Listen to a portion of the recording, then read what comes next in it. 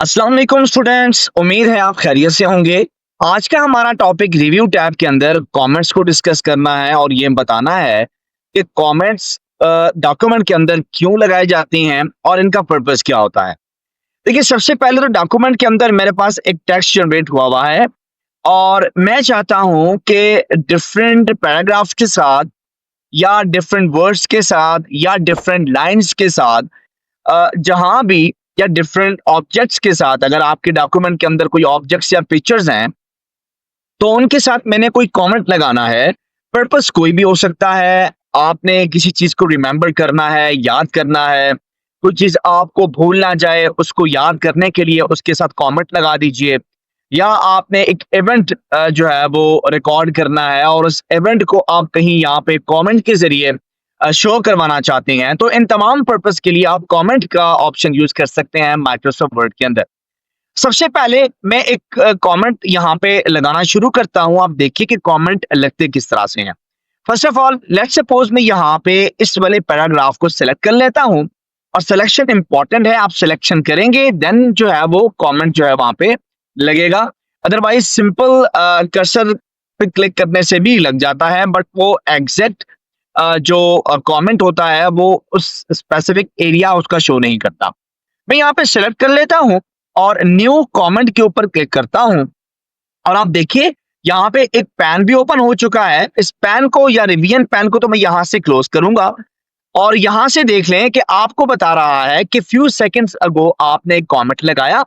Comment के अंदर आप यहाँ पे कुछ लिखना चाहते हैं तो कमेंट दे दीजिए। यहाँ पे आप कमेंट दे रहे हैं साथ साथ, ठीक है, जो कमेंट यहाँ भी नजर आ रहा है।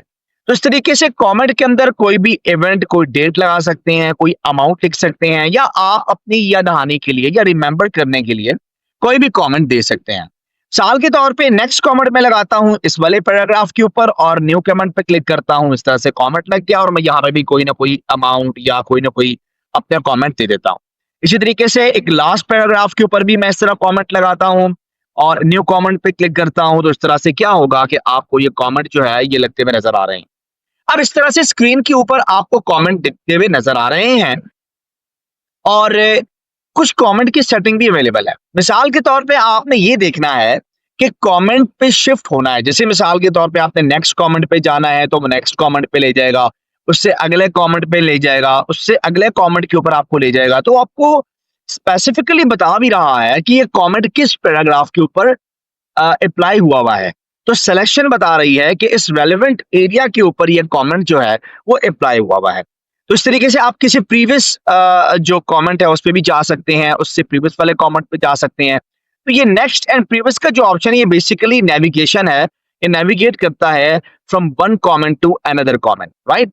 इस तरीके से आप किसी कमेंट को डिलीट करना चाहें तो कर सकते हैं, और अगर आप सारे के सारे कमेंट्स जो डॉक्यूमेंट के अंदर आपने यूज किए हैं वो डिलीट करना चाहते हैं तो आप तब भी डिलीट कर सकते हैं सिंगल क्लिक के साथ।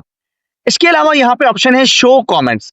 अगर आप अपने कमेंट शो करवाना चाहते हैं तो आप शो करवाएं, नहीं शो करवाना चाहते यहाँ से आप इस शो को खत्म कर दीजिए। आपके कमेंट यहाँ शो में नजर नहीं आएंगे। यहाँ पे आपको कमेंट तो नजर नहीं आ रहे, बट जो एक मैसेज का आइकन है वो आपको दिखाई दे रहा है। तो इसका आपको पता क्या चलता है कि एक रेलेवेंट पैराग्राफ के साथ कोई कमेंट लगा हुआ है। ये सिंपल है, ये सिग्नल है बेसिकली इस कमेंट का। अगर आप इसके ऊपर क्लिक करते हैं तो वो कमेंट इस तरह से भी खोल के आपको बता सकता है। और वो कमेंट कब लगाया गया है, उस कमेंट का बकायदा टाइम दिया होता है और इस कमेंट के बारे में डिटेल्स भी दी होती है। आप यहाँ से इस कमेंट को रिसाइज कर सकते हैं, थोड़ा बड़ा कर सकते हैं ताकि कमेंट दिखने में ज्यादा आसानी हो, ठीक है, और उसको स्क्रॉल कर सकें और यहाँ से क्लोज कर सकते हैं। इसके अलावा जितने भी कमेंट्स होते हैं उनको किस तरह से देखना है, सिंपल मार्कअप भी होता है, ऑल मार्कअप भी होता है। इसके अलावा आपके पास नो मार्कअप, जिसमें आपको बिल्कुल दिखाई नहीं दे रहा कि कमेंट कहाँ लगे हुए हैं, आप छुपा देते हैं। और इसके अलावा ओरिजिनल होता है, ओरिजिनल सिंपल डॉक्यूमेंट होता है।